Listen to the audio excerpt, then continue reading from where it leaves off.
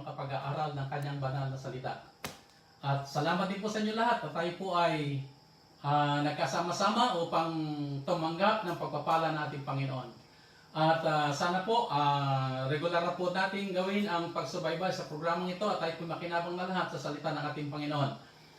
Dito sa programang Lead by Faith, ang mensahe ng Diyos para sa ating lahat ay pinamagatang God chooses ordinary people for His purpose. At ito po ay ang unang bahagi ng ating pag-aaral. Meron po tayong part 2 na gagawin. Tunghayan po natin ang isang pag-aaral sa banal na kasulatan. Sa katauhan po ni Haring David. Si David ay isa sa mga pinakakilala, one of the greatest na naging hari ng Israel. At ang kanyang kwento is kinikilala rin na isa sa mga dakilang kwento ng banal na kasulatan. Ang istorya ng aklat ng buhay ni David ay makita po natin na makulay, maraming karanasan na makakarelate tayo sa ating buhay sa araw-araw.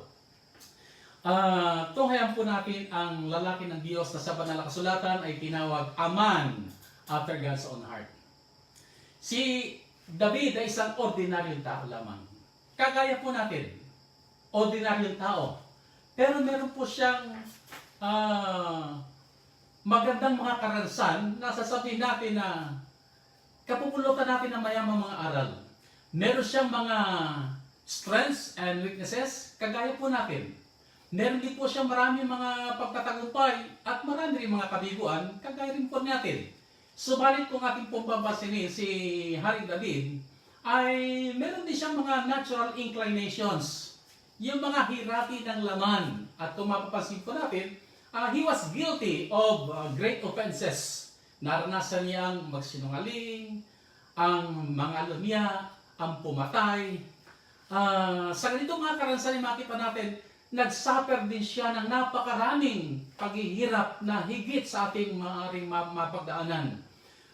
Subalit, ang maganda sa buhay nitong si David, makita po natin ang mga katangian na kung saan makakapulutan natin ng magandang aral na ituturo sa atin ng Panginoon. Bagamat siya isang lalaki na mayroong kahinaan, pero siya rin isang lalaki tinawag ng Panginoon, a man after God's own heart.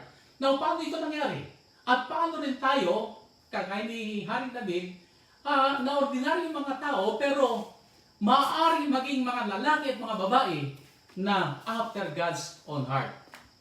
Ang panukala ng ating Panginoon, mga minamahal ko mga kapatid, ay sa pamamagitan ng pag-aaral nito sa buhay ni Haring David, makapulo tayo ng mahalagang mga leksyon, precious lessons that will encourage us to live by faith and reach God's ideal for us. May plano ang Panginoon sa ating lahat. Ang sabi nga, we are all a work in progress. Salamat sa Panginoon sabagat hindi pa siya tapos sa atin. Tayong lahat ay nasa proseso na tayo nililikha pang muli ng banal na Espiritu upang maabot natin ang kanyang panukala sa ating mga buhay. Na tayong lahat ay maging gagaya ni David, a man or a woman after God's own heart. So, ano ibig sabihin na tayo maging mga lalaki at mga babae after God's own heart? Tunghayan po natin ang pag-aaral sa aklat ng sa buhay ni Haring David. Makita po natin, si David, according to Acts chapter 13, a man after my own heart. Tingnan po natin ang background ng talatang ito, na kung saan si Haring Saul ang hari sa panahon ito, bago pa pumasok sa kasaysayan si David. At sa kasaysayan ito, makita po natin, merong attitude problem. Disobedient attitude problem itong si King Saul. He was selective sa kanyang mga pagsunod. Pinipili lamang niya yung gusto niyang sundin. At dahil dito ay, ang Diyos ay nagalit sa kanya. God rejected him for that attitude. Hindi siya yung masunuring tao. Meron siyang karakter na gagawin lamang niya kung ano yung kanyang gustong gawin. At kung kailangan na kahit hindi pa dapat, ay gagawin niya. Ganito ang kapersonalidad nitong si Haring Saul. Therefore, God rejected him as King of Israel. Ang nais ng Diyos tayo ay magkaroon ng karakter na kagaya ng sa puso ng ating Panginoon. A man after God's own heart. So, he commanded Samuel, kanyang inutosan si Samuel, ang wika niya, nais ko magkaroon ng isang bagong hari ng Israel. Kaya ikay humayo. At ang sabi, fill your horn with oil and go. I am sending you to Jesse, the Bethlehemite, for I have provided myself a king among his sons. Ang wika ng ating Panginoon, pumili na ako. Pumunta ka doon kay Jesse. Sabat isa sa kanyang mga anak ay akin ang pinili. At nang dumating doon si Samuel, pinahiliran niya ang kanyang mga anak na kanyang iniisip. Marahil ay ang panganay. So naroon ang 7 niyang mga anak. Subalit, nang makita ng Samuel ang panganay, sabi niya, marahil ito na. Subalit ang Panginoon ay nangusap sa kanya at siya sinabihan. At ang wika sa kanya, do not look at his appearance or at his physical stature, because I have refused him. For the Lord does not see as a man sees. For man looks at the outward appearance, but the Lord looks at the heart. Samuel chapter 16 verse 7. So dito makita po natin, ang wika, ang tao ay pangkaraniwang humahatol o madaling magbitaw ng kanyang kapasyahan sang-ayon sa kanyang outward appearance. Kagaya ni Samuel, nang makita niya ang panganay, marahil ito na. Subalit sinabihan siya ng Panginoon, huwag kang tumingin sa kanyang panlabas. Sa ibang salita, ang tao ay nagbibigay ng value sa tao sang-ayon sa kanyang outside look. Marahil sa kanyang taas, sa kanyang tindig, sa kanyang kulay, sa kanyang pananamit. Sa ating panahon, marahil ay sa kanyang sasakyan, sa kanyang gamit na cellphone, sa kanyang resume, o sa kanyang curriculum vitae. At marami pa mga bagay na tinitingnan ng tao na sasabihin niyang, ito na. This is now the man after God's own heart. Subalit, iba ang pagpapahala ng Diyos sa kanyang pagpili. God values people based on the inner characteristics ng isang tao. Yung kanyang puso, yung kanyang karakter, yung kanyang attitude, yung kanyang quality of his relationship with God and with others. Yung kanyang kagandahang loob ng kanyang puso, yung kanyang moral worth. Ito higit na pinapahalagahan ng ating Panginoon. So, nang huminera na ang mga anak ni Jesse, isa-isa, sinabi ng Samuel, hindi sila. Kung kaya nga't matapos ang ikapito, ang wika ni Samuel, meron ka pa bang ibang anak? At ang wika ni Jesse, meron yung aking bunso. Kaya lang naroon siya sa bukid. At siya'y nag-aalaga ng mga tupa. At ang wika ni Samuel, hindi ako uupo hanggat hindi siya nakakarating dito. At nang dumating si David na siyang bunsong anak, ang sabi ng Diyos kay Samuel, binigyan siya ng inspiration. At ang wika sa 1 Samuel chapter 16 verse 12, arise, anoint him, for this is the one. Ito na ang wika ng Panginoon, ang aking pinili.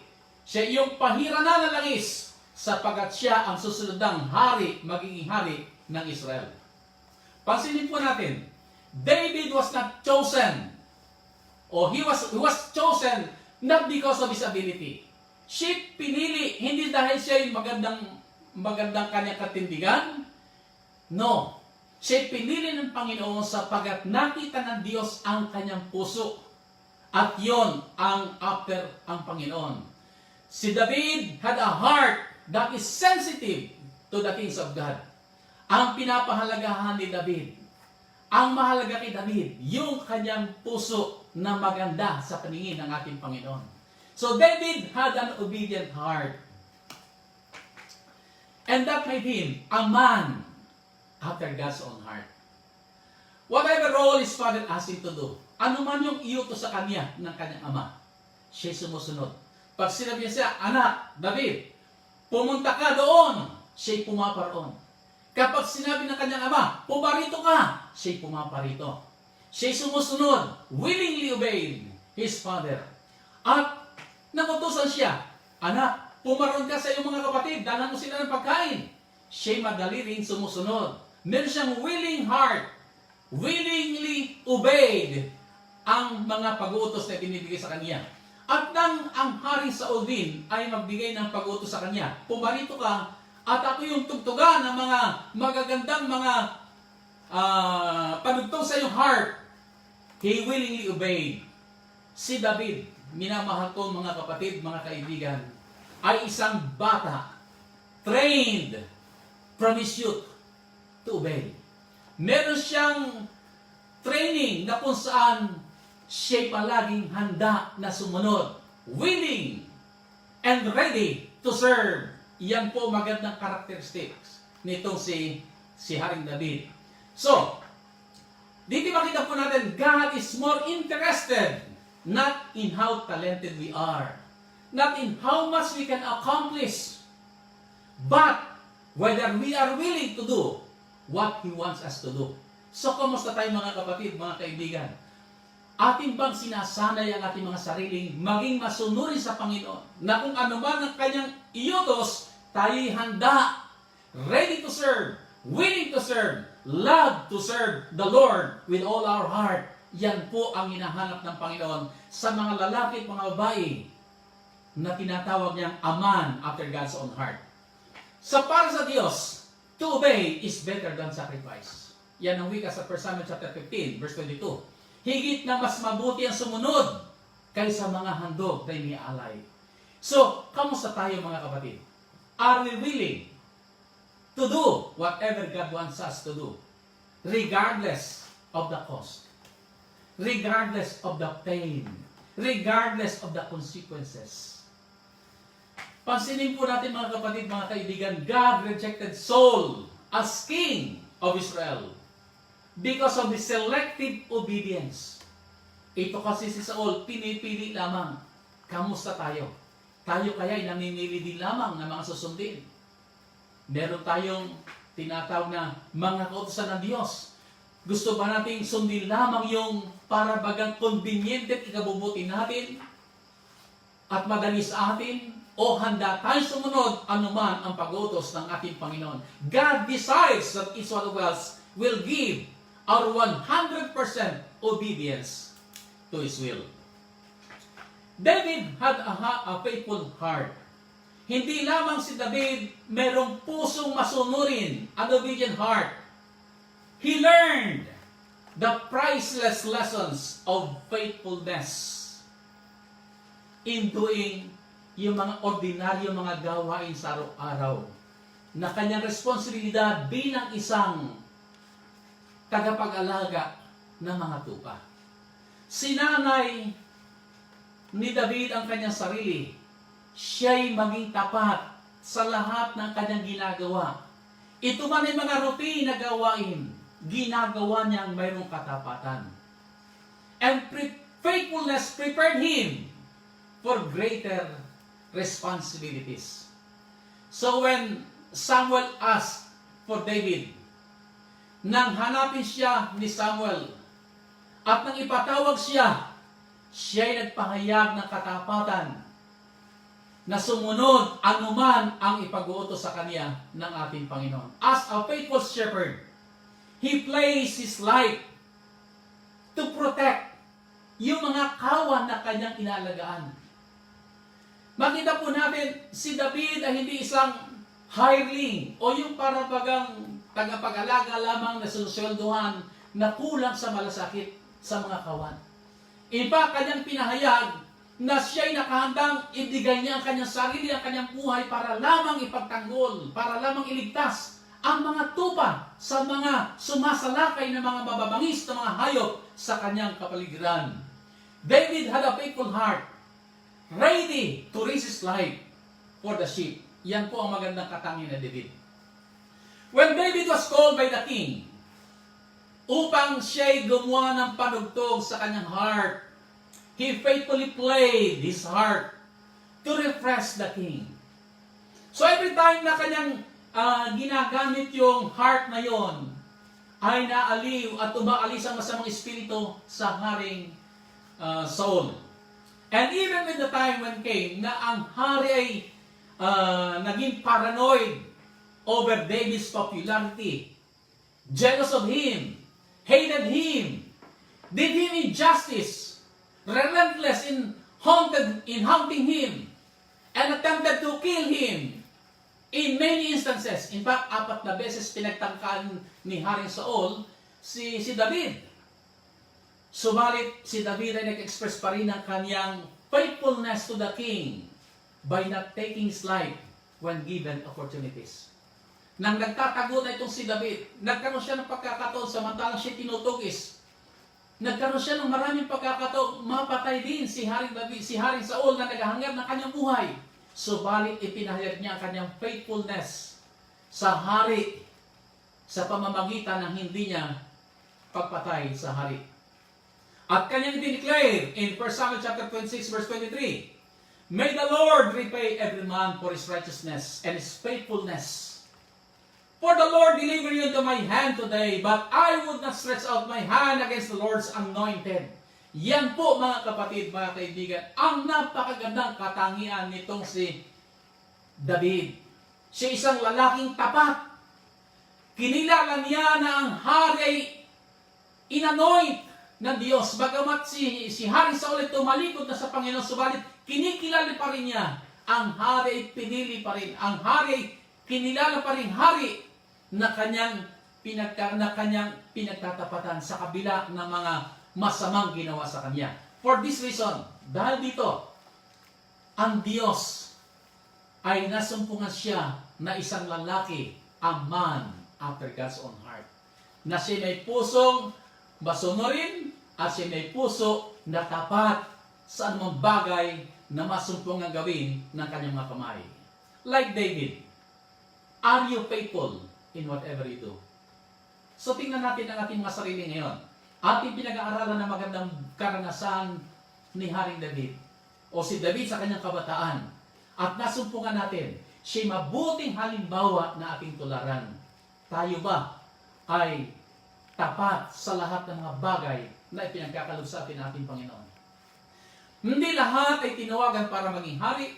Hindi lahat ay tinawagan na gumanap ng mga iba-ibang mga ministry. Subalit tayong lahat ay meron kanya-kanyang gawain ginagawa sa araw-araw. Ito man ay sa opisina, ito man ay sa ating hanap buhay, ano man ang ating mga ginagawa, sanayin po natin ang ating mga sarili. Ginagawa po natin ang lahat ng ito na mayroong buong katapatan. And we do it as unto the Lord. Yan po sinabi ng banal na kasulatan. Gawin natin na kung saan ang Diyos ay maluluwalhati sa lahat ng mga bagay. At sa ganung kaparaanan, tutulungan tayo ng Diyos. Maabot natin ang kanyang panukala, ang mataas na panukala, ang mabuting panukala sa ating mga buhay. David composed more than half of the 150 Psalms in the Bible. Dito makita po natin na si David ay isang lalaki na nagmamahal sa salita ng ating Panginoon. Karamihan sa mga sa aklat ng Psalms ay kanyang isinulat na naroon ang pagmamahal, ang kanyang pagpapahalaga sa salita ng Diyos, ang kanyang hangaring sundin at maging pagpapala sa Kanya at kapakipakinabang sa Kanya ang salita ng ating Panginoon. In Psalm 119, David expressed ang wika niya in verse 47, "And I will delight myself in your commandments, which I love." Verse 48, "My hands also I will lift up to your commandments, which I love, and I will meditate on your statutes." Verse 97, "Oh, how I love your law. It is my meditation all the day." So makita po natin dito ngayon ang puso ni David. Kung paano siya nagmamahal, how he loves and delights in the Word of God. Particularly, His commandments. Hindi lamang niya basta binabasa ang salita ng Diyos, kundi ito kanyang binabasa sa araw-araw. And he meditates on it daily, on a regular basis. At hindi lamang niya binabasa, naroon ang kanyang kasabikan, ang kanyang hangaring, malaman sa araw-araw, mapagbulay sa araw-araw ang salita ng ating Panginoon. At ang mga ito ay kanyang masunod. Kamusta po tayo mga kapatid, mga kaibigan? Do we delight in reading the Word of God? Meron ba tayong excitement? Wow! Umaga na naman, pagkagising ko. Ito na naman ang panahon para aking mabasa muna. Makain muna ang salita ng Diyos na aking magsisilbing inspirasyon sa aking buhay sa araw-araw. At bago tayo matulog, naroon ba yung ating hangarin? Mabuksan man lamang natin ang salita ng Diyos at maisama man lamang natin sa ating panggabing panalangin. Mapagbulay-bulay ang kabutihan ng Diyos sa pamamagitan ng kanyang banal na salita. Do we spend time communing with Him daily, praising Him, and knowing His will, and doing them? Sana mga kapatid, ang mga ito'y maging silbing hamon sa ating lahat. Gawin po natin.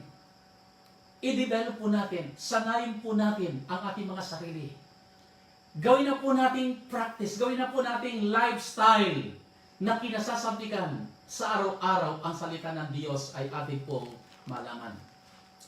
David had a heart that seeks God's guidance. Itong isang magandang katangian din ni David. Kung meron siya mga suliranin, ang kanyang iniisip, ano ang aking gagawin? Lumalapit siya sa Diyos at hinihingi niya ang patnubay ng Diyos sa kanyang buhay. Particularly in Samuel 1 Samuel chapter 30, na si David at ang kanyang mga kasamahan ay umalis. Sa kanilang pag-alis, tama-tama naman ay sinalaki sila ng mga Amalekita, yung kanilang tahanan, yung kanilang area na kung saan kanilang iniwanan. At ang lugar nilang iyon ay sinunog at ang lahat ng kanilang mga asawa, mga anak, at lahat ng kanilang mga ari-arian ay kinuha at ginawa mga captives. At lahat ng maaari sunugin ay sununog. At kasama roon sa mga kinuha ay ang asawa at ang buong pamilya ni David. In verses 7 to 8, David asked the priest, ang sabi niya, alamin natin, ano ang sasabihin ng Panginoon? Ano ang payo ng Panginoon sa ating dapat gawin?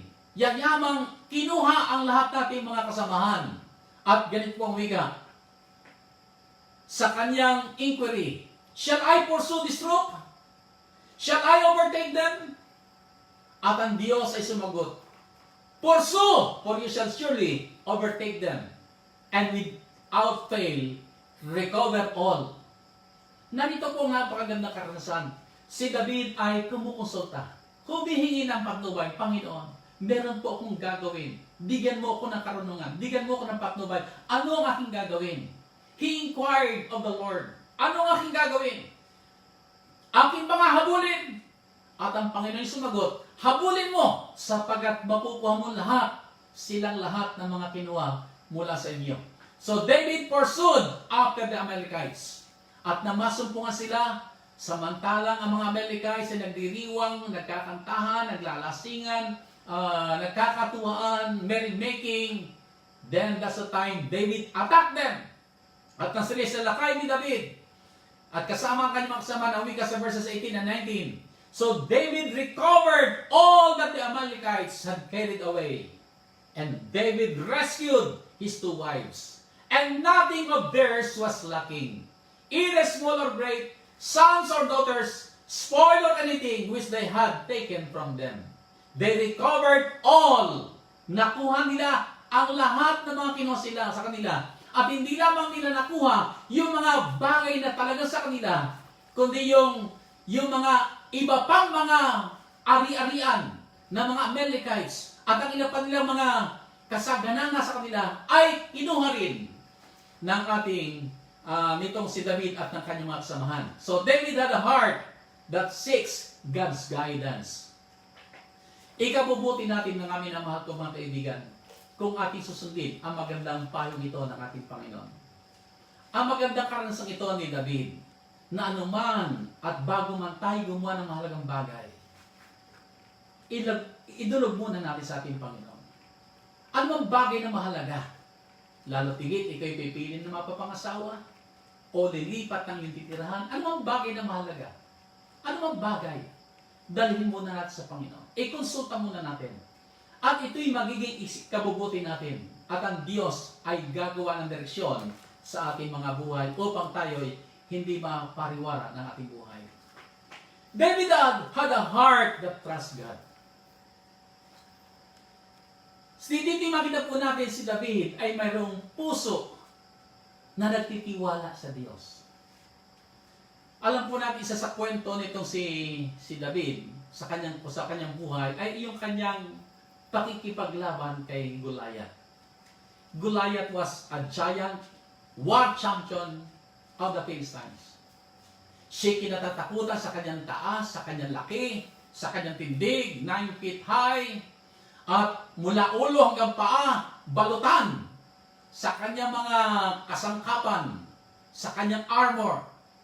And for 40 days, hinahamon ng mga Israelites, sino sa inyo lalaban sa akin? At kung sinong humarap sa akin, at kung sinong manalo, ang matali magiging alipin. Sa ganitong karanasan ay makita po natin, merong malaking labanan.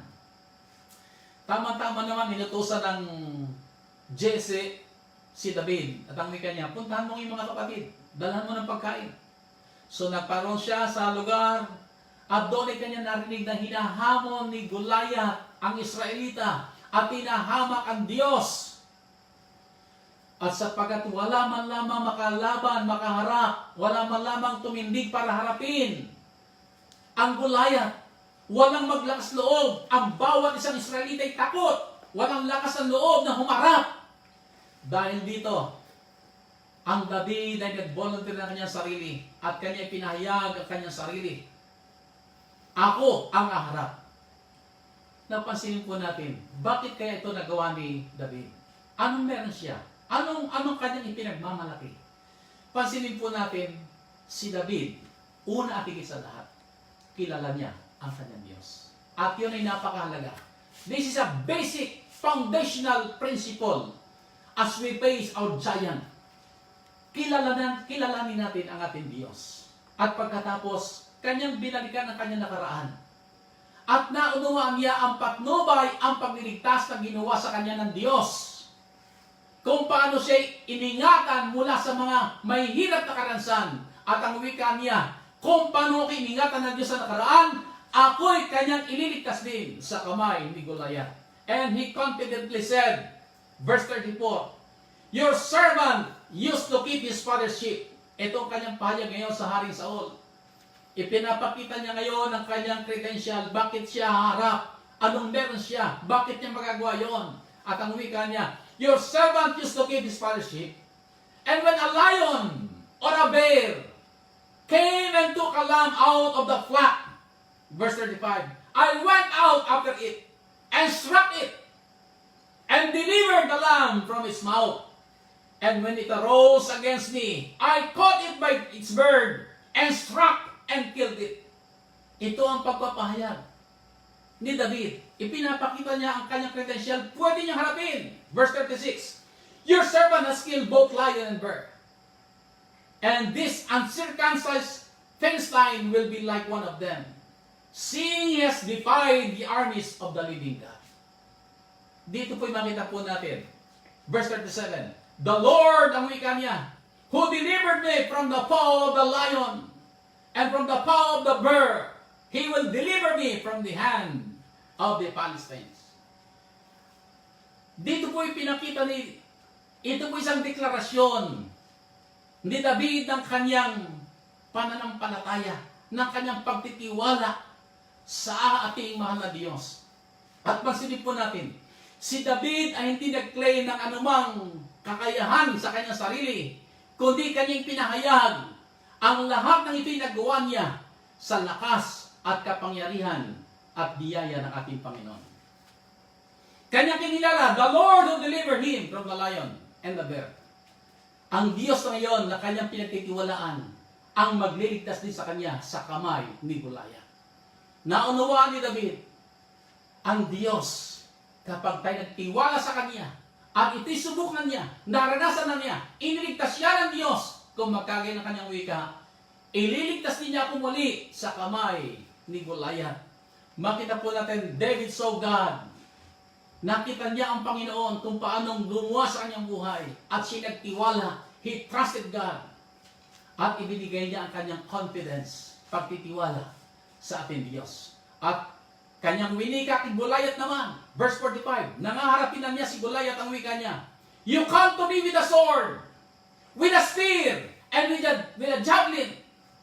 But I come to you in the name of the Lord of hosts, the God of the armies of Israel, whom you defiled. Mga kapatid, dito makita po natin, bakit malakas ang loob? Bakit matapang si David? Hindi dahil alam niya si magaling sa kanyang sling. Hindi sapagkat meron siyang karanasan o kakayahan sa kanyang sarili. Ang kanyang pagtitiwala ay hindi sa sarili, but his confidence is in the Lord. Ang kanyang pagtitiwala, ang Diyos ang magbibigay sa kanya ng pagtatagumpay.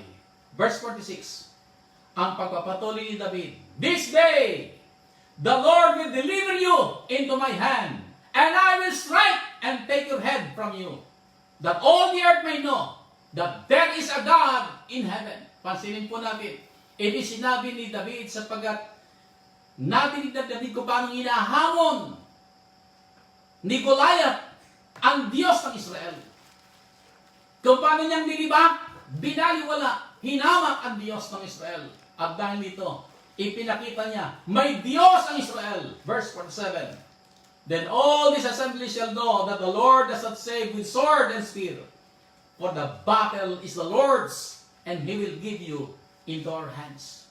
Ito ang pananampalataya ni David. Ang labang ito ay hindi aking laban. Ang labang ito ay laban ng Diyos. Siya ang gagawa at siya ang magbibigay ng pagtatagumpay. Verse 47, then all this assembly shall know that the Lord does not have with sword and spear, for the battle is the Lord. He will give you into our hands. Ibibigay ka ng Panginoon sa aking mga kamay. Mula rito mga kapatid, makita po natin ang istorya nito ni David sa kanyang pakikipaglaban kay Goliath. We know the story. Siya'y tumakbong, sinasalubong si Goliath, dumampot ng bato, inilagay doon sa kanyang sling shot, yung bato na kanyang pinulot. Kanya itong, he swung it, struck Goliath in his forehead in one shot, and killed him. Pinatay niya si Goliath sa pamamagitan ng sariling tabak ni Goliath. So David defeated Goliath by trusting God. Dito po natin makikita kaibahan ng tayo na sa Panginoon. Tayo may pakikipaglaban sa ating mga buhay. Marami tayong mga higanting kinakaharap, but the good news is, we don't fight it in our own strength. God will give us the victory. Siya ang makikipaglaban sa atin. Siya ang gagawa sa atin. Yung imposible ay gagawin niyang posible. At sasaksihan natin, ang Diyos ang nagbibigay ng pagtatagumpay. In 2 Chronicles chapter 16 verse 9 it says, for the eyes of the Lord run to and fro throughout the whole earth, to show Himself strong on behalf of those whose heart is loyal to Him. Ang Panginoon, tumitingin sa kapaligiran, sa kalaparan ng kalupaan, at hinahanap niya, sino ang mga lalaki, sino ang mga babae na tapat sa Kanya, at bibigyan niya ng pagtatagumpay. Mga minamahal ko mga kaibigan, sa ating panahon ngayon, makikita pa rin natin ang maraming mga modern Goliaths. Sila'y nasa ating kapaligiran, na tumutokso sa atin, na tumutuya sa atin, walang magagawa ang Diyos. Hindi Kanya kayang iligtas. At those modern Goliaths are threatening us, hindering us to achieve what God wants us to be. Tayong lahat ng mga Goliaths na kailangang harapin. At kung tayo'y haharap sa kanila sa kapangyarihan ng ating Panginoon, kagaya ni David na hinarap niya si Goliath, hinarap niya may pagtitiwala sa Diyos, hinarap niyang kinikilala niya ang Diyos ang magbibigay sa kanya ng pagtatagumpay. Kung magkagayon, mga minamahal ko mga kaibigan, tayo rin ay magtatagumpay at makakamit natin ang mithiin ng Diyos sa ating mga buhay. We can win over our giants when we trust God with all our hearts. Ang Diyos ang gagawa at magbibigay sa atin ng pagtatagumpay. As God once told David to strike down the giant Goliath, so today, God is calling us. Tinatawagan din natin tayo ng ating Panginoon. Harapin natin. Huwag tayong panghinaan ng loob. Laksan natin ang loob.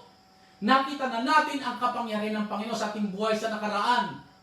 Nakita na natin kung paano siyang gumawa sa ating mga buhay, kung paano siya nagligtas, kung paano siyang tumulong. Marami tayong mga nakitang kapangyarihan ng Diyos sa ating mga buhay. Wala na tayong dapat ikatakot pa o dapat pa ikapangamba. Malibang malimutan natin ang Diyos na nagbibigay sa atin ng pagtatagumpay, na gumagawa sa ating mga buhay. We are bound to succeed if God is with us. Kung tayo magtitiwala sa Kanya, tayo magtatagumpay. Well, after all these events, sa buhay karansan ni David, David was proclaimed king over all Israel. Mahabang panahon na bagaman siya'y pinahiran na ng langis, subalit it took him time para siya'y hubugin pa, sanayin pa, at nang siya'y lumago sa araw-araw, siya'y naging hangganan na mga ngasiwa ng kaharian ng ating Diyos at pangunahan ang kanyang bayan. He was ready and willing to lead Israel with a character after God's own heart. We have seen the kind of life David lived. Nakita na natin sa kanyang kabataan ang kanyang buhay. Siya isang ordinaryong kabataan, subalit meron siyang puso after God's own heart. He was chosen by God to lead His people. Siya pinili ng Panginoon sapagkat nakita ng Diyos. Siya ay handa na sumunod sa ating Panginoon.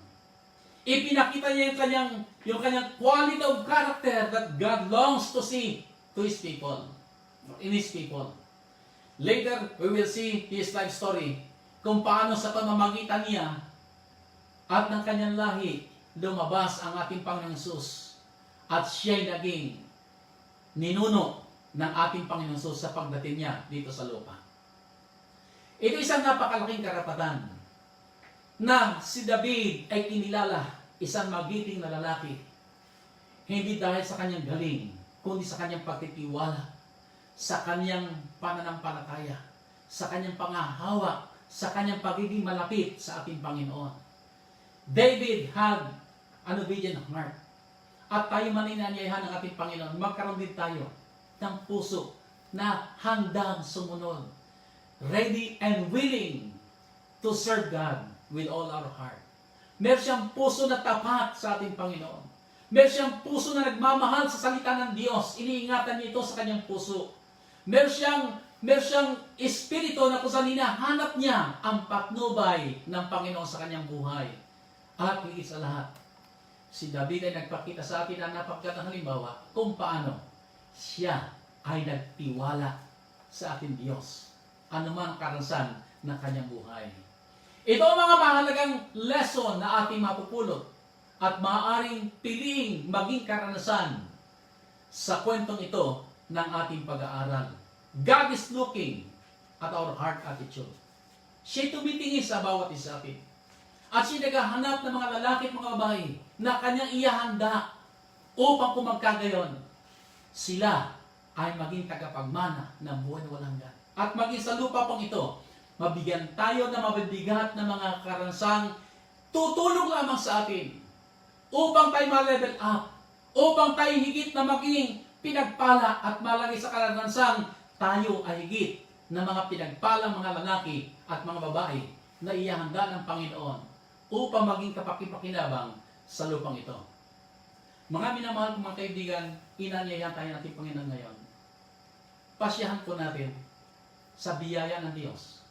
Tayo lahat lalago tungo sa larawan ng ating Panginoon. Tungo sa magandang halimbawa na iniwan sa atin ni David, a man after God's own heart. Kung ito po ang inyong hangarin na tayo lumago sa kanyang biyaya, inayayahan ko po kayo ngayon. Pasyahan po natin at tayo dumako sa ating panalangin. At sa panalangin ito, hilingin natin ang Diyos ang gumawa sa ating mga buhay that we might reach God's ideal for each one of us. Tayo po'y manalangin. Mahal namin Diyos na nasa langit, maraming salamat po sa sandaling ito. Sa pamamagitan ng kwento ni David at ng kanyang buhay, ibinigay niyo sa amin ang mga halagang mga leksyon na nais po niyong aming piliin at pasyahan. Maging amin ding karanasan, kami inyong kilalanin din a man, a woman after God's own heart. Sa sandaling ito ay amin po pinapasya. Tanggapin ang aming Panginoon Jesus. Siya ang Panginoon ng aming buhay. Siya ang tagapagligtas ng aming buhay. At siya mag-i-empower sa bawat isa amin. Maabot namin ang inyong adighain, ang inyong panukala sa aming mga buhay. Kami lahat, O Diyos, maging pagpapala sa inyong dakilang pangalan. Makapamuhay na nagbibigay lugod sa inyong banal na pangalan. Salamat po dakilang Diyos sa pagtugon sa aming dalangin sa pangalan ng aming Panginoon Jesus. Amen. Maraming salamat po muli mga kaibigan at sana po sa pamamagitan ng kwentong ito ay ng karansang ito ni David ay pinagpala po tayo at idalangin po natin na tayo manatiling lumalago sa biyaya ng Panginoon. At sa darating po na linggo, tutunghayan natin ang part 2 ng ating pag-aaral. So sa week na ito ay part 1, next week po ay ang part 2. At huwag po niyong kakalimutan, kung kayo po ay pinagpala ng Panginoon, ay paki-click lamang po ang sa ibaba ng inyong screen ang like and share upang kung magkagayon ang inyong mga kaibigan din ay makinabang sa pamamagitan ng salita ng ating Panginoon. God bless you all and wish you the best in life for Jesus Christ's sake. God bless you all.